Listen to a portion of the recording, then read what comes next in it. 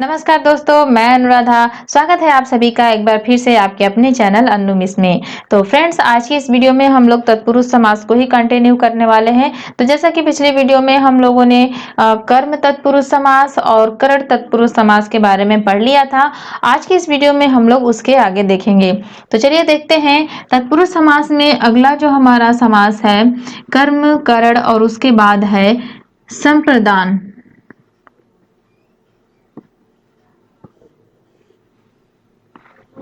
संप्रदान तत्पुरुष समास यानी संप्रदान कारक।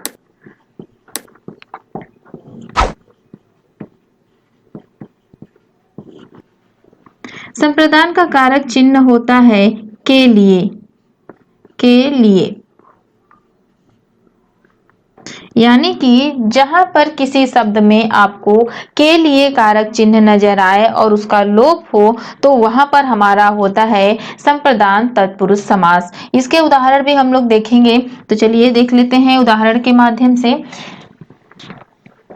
तो फ्रेंड्स, यहाँ पर आप देख रहे हैं कि यहाँ पर हमने कुछ उदाहरण लिखे हुए हैं। अब बारी बारी से इसका एक्सप्लेनेशन करके हम लोग समझेंगे। जैसे पहला है रसोई घर। रसोई घर का विग्रह क्या होगा?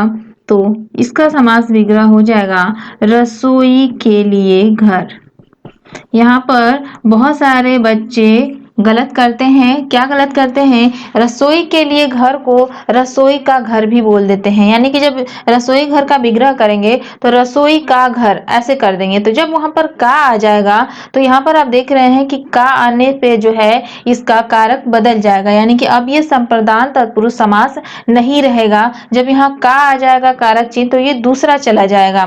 तो जब यहाँ का कारक चिन्ह आ जाएगा तो ये जो है दूसरा तत्पुरुष समास हमारा हो जाएगा, जो कि दूसरे का कारक चिन्ह होता है। तो यहाँ पर इसका सही समास विग्रह होगा रसोई के लिए घर। अब रसोई का घर अगर हम करें तो मान लीजिए रसोई का घर। रसोई का घर कहीं होता है? रसोई का घर नहीं होता है। घर तो हमारा होता है, हमने उसे बनवाया है।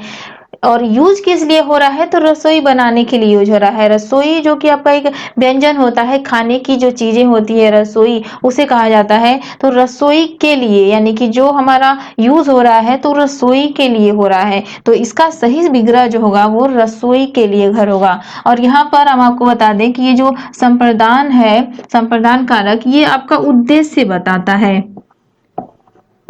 उद्देश्य के लिए ये हमारा होता है उद्देश्य के लिए। यानी कि के लिए जहां लगेगा वहां उद्देश्य का भाव उत्पन्न होगा।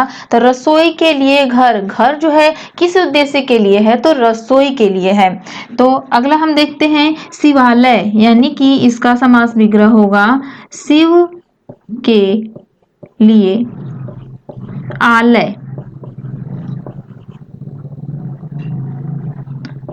आलय तो यहाँ पर शिव के लिए आलय होता है ना कि शिव का आलय होता है। शिव का आलय अगर हम करें तो यानी कि शिव का घर, तो शिव का घर नहीं होता है। घर जैसे किसी चीज का बना है, जैसे मान लीजिए कि ईंट का बना है, सीमेंट का बना है, तो वो हो गया। लेकिन शिव के लिए आलय, यहाँ उद्देश्य क्या बता रहा है कि जो हमारा घर है, जो आलय है, वो शिव के लिए है। तो इस तरीके से इसका जो विग्रह होगा शिव के लिए होगा। वैसे ही शिवार्पण, तो शिव के लिए अर्पण, शिव का अर्पण नहीं, शिव के लिए अर्पण। ऐसे ही सत्याग्रह, सत्याग्रह का विग्रह होगा सत्य के लिए आग्रह। सत्य के लिए आग्रह ये हो जाएगा, न कि सत्य का आग्रह हो जाएगा। सत्य का आग्रह होगा तो वो दूसरी चीज हो जाएगी। यहाँ उद्देश्य बता रहा है कि हमारा जो आग्रह है वो किस लिए हो रहा है, तो वो सत्य के लिए हो रहा है। तो इसलिए इसका विग्रह जो होगा सत्य के लिए आग्रह। ऐसे ही हथकड़ी, हथकड़ी का विग्रह करेंगे तो हाथ के लिए कड़ी। हाथ के लिए कड़ी। अब हाथ का कड़ी नहीं होगा, हाथ का कड़ी कर देंगे तो जो हमारा कड़ी है वो हाथ का बना है, ऐसा नहीं है। हमारा मतलब यह है कि हथकड़ी का मतलब कि हाथ के लिए इस्तेमाल होने वाली जो कड़ी है उसके बारे में कहा गया है। और कड़ी हमारे किसी मटेरियल से बनी होगी तो वो उस मटेरियल की कड़ी होगी, न कि हमारी हाथ की कड़ी होगी। हाथ की कड़ी का मतलब कि हाथ के लिए कड़ी, यानी कि कड़ी का जो उद्देश्य है वो ये है कि वो कड़ी हाथ के लिए बनी है। तो इस तरीके से इसका विग्रह हो जाएगा। और यहाँ पर आप देख रहे हैं के लिए, के लिए, के लिए, यहाँ पर भी कारक चिन्ह हमारा के लिए आएगा। और के लिए अगर आता है तो संप्रदान कारक जो है हमारा हो जाएगा और संप्रदान तत्पुरुष समास जो है यहाँ पर होगा। इसी प्रकार से कुछ और उदाहरण हम देख लेते हैं।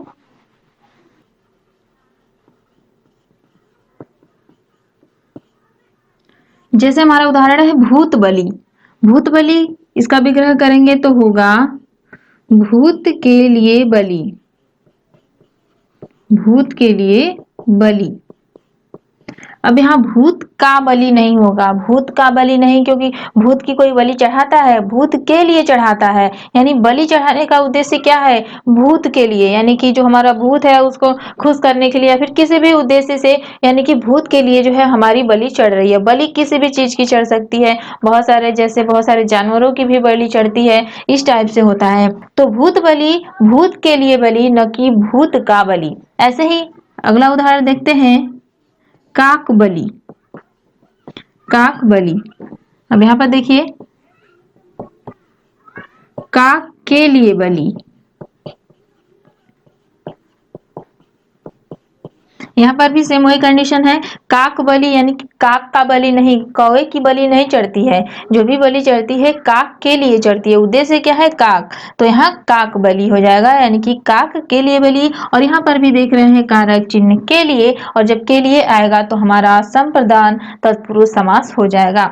उसके बाद हम लोग नेक्स्ट तत्पुरुष समास देखते हैं, जो कि संप्रदान के बाद आता है। अब यहाँ कुछ और भी उदाहरण हम देखते हैं जो कि आपके एग्जाम के पॉइंट ऑफ व्यू से बहुत इंपॉर्टेंट है। यहाँ पर इतने सारे एग्जाम्पल हम इसलिए बता रहे हैं कि ताकि आपको कहीं भी कोई डाउट ना रह जाए, और इसमें से आपके एग्जाम में भी पूछा जा सकता है। तो यहाँ पर जैसे है कर्णफूल, कर्णफूल का विग्रह करेंगे तो क्या होगा? कर्ण के लिए फूल, न कि कर्ण का फूल। यहाँ पर बहुत सारे बच्चे जो है, जो हमारा संप्रदान तत्पुरुष समास है, इसमें के लिए की जगह का लगा देते हैं और वहां पर जो है हमारा समास चेंज हो जाता है। जैसे कर्ण फूल, बहुत बच्चे क्या करेंगे कि कर्ण का फूल, तो कर्ण मतलब होता है कान, तो कान का फूल, फूल कान का बना है, ऐसा तो नहीं होता है। जो हमारा फूल है वो किसी चीज का है, जैसे मान लीजिए अगर हमारा ओरिजिनल फूल है कोई जो कि हमें कान में पहनना है, तो वो तो मान लीजिए ओरिजिनल फूल हो गया, या फिर कोई आर्टिफिशियल फूल हो गया जो हम लोग कान में पहनने के लिए बनवाते हैं, तो गोल्ड हो सकता है, सिल्वर हो सकता है, तो ये उसके लिए है। तो कर्ण फूल यानी कि कर्ण के लिए फूल, फूल बना है किसी चीज से अलग से, और ये यूज हो रहा है, उद्देश्य क्या है? कर्ण के लिए। तो यहाँ पर सही इसका विग्रह होगा कर्ण के लिए फूल, तो ये हो जाएगा हमारा कर्ण फूल। इसी तरीके से नेक्स्ट उदाहरण है जैसे रेल भाड़ा, इसका विग्रह क्या होगा? आप भी बताते रहिए, कमेंट करते रहिए, ताकि पता लगे कि आपको कितना समझ में आ रहा है। तो देखिए यहाँ रेल भाड़ा, इसका सही विग्रह हो जाएगा हमारा रेल के लिए भाड़ा, रेल के लिए भाड़ा, न कि रेल का भाड़ा। रेल के लिए भाड़ा, जो हम भाड़ा दे रहे हैं या फिर जो रखे हैं, अगर हम कहीं जा रहे हैं रेल से, तो जो हमारा भाड़ा है ये किसके लिए है? तो रेल के लिए है, न कि रेल का है। भाड़ा तो हमारा है, खुद का है, और यूज कर रहे हैं हम रेल के लिए, तो यहाँ होगा रेल के लिए भाड़ा। तो इस तरीके से फ्रेंड्स बहुत सारे उदाहरण जो है आपको मिल जाएंगे, और जहां पर किसी भी शब्द में के लिए कारक चिन्ह आता है उसका लोप हो जाए, तो वहां पर जो है संप्रदान तत्पुरुष समास होता है। इसी के साथ हम लोग नेक्स्ट तत्पुरुष समास देखते हैं। अपादान का जो हमारा कारक चिन्ह होता है ये होता है से, और ये जो है अलग होने के भाव में प्रयोग होता है। अब इसका उदाहरण हम देख लेते हैं। जैसे जैसे यहाँ पर आप देख रहे हैं कुछ उदाहरण है, इसे हम लोग बारी बारी से इसका विग्रह करके समझते हैं। तो सबसे पहला यहाँ पर है जन्मांध। जन्मांध का जब हम विग्रह करेंगे तो इसका विग्रह होगा जन्म से अंधा। तो अब यहाँ पर देखिए कि जो अंधा है वो कब से है? तो जन्म से, यानी कि यहाँ पर समय की बात कही गई है, और अलगाव किसका हो रहा है? तो समय का हो रहा है, यानी कि समय से अलग होने का यहाँ पर भाव उत्पन्न हो रहा है। तो जन्मांध में हमारा क्या होगा? यहाँ पर होगा अपादान तत्पुरुष समास। अब यहाँ देखिए पदच्युत, इसका विग्रह करेंगे तो होगा पद से च्युत, च्युत मतलब होता है हटाना। पद से च्युत यानी कि पद से हटाना। तो हटाना कहाँ से हटाना? तो पद से। तो पद से हटा देना यानी कि जिसको पद से हटाया जा रहा है उसका अलगाव किससे हो रहा है? तो उसका अलगाव उसके पद से हो रहा है, उसको पद से जो है हटा दिया जा रहा है, पद से अलग कर दिया जा रहा है। तो यहाँ पर अलगाव का भाव उत्पन्न हो रहा है, तो पदच्युत में हमारा अपादान तत्पुरुष समास होगा। ऐसे ही नेक्स्ट है धर्म बीरत। इसका हम विग्रह करेंगे तो होगा धर्म से बीरत। धर्म से बीरत। बीरत का अर्थ होता है अलग, यानी कि यहाँ पर देखिए अलगाव किससे हो रहा है? तो धर्म से हो रहा है। धर्म से बीरत, बीरत मतलब अलग, तो अलग किससे? तो धर्म से। तो अलगाव का भाव कहाँ से उत्पन्न हो रहा है? धर्म से अलग होने का। तो यहाँ पर जो है हमारा कौन सा समास होगा? तो अपादान तत्पुरुष समास हो जाएगा। ऐसे ही अगला है ऋण मुक्त, यानी कि इसका विग्रह होगा ऋण से मुक्त। तो किस चीज से मुक्त? तो ऋण से मुक्त, यानी कि अलगाव किससे? तो ऋण से अलगाव, यानी कि ऋण से मुक्त हो गया, यानी कि ऋण से फ्री, ऋण से अलग हो गया। तो अलगाव ऋण से हो रहा है, अलगाव का भाव उत्पन्न हो रहा है, तो यहाँ पर भी हमारा अपादान तत्पुरुष समास होगा। ऐसे ही नेक्स्ट है बलहीन। इसका हम विग्रह करेंगे तो होगा बल से हीन। तो किससे हीन? किससे अलग? तो बल से अलग। बल से हीन मतलब कि बल से अलगाव का भाव यहाँ पर आ रहा है, तो ये भी हमारा अपादान में आएगा।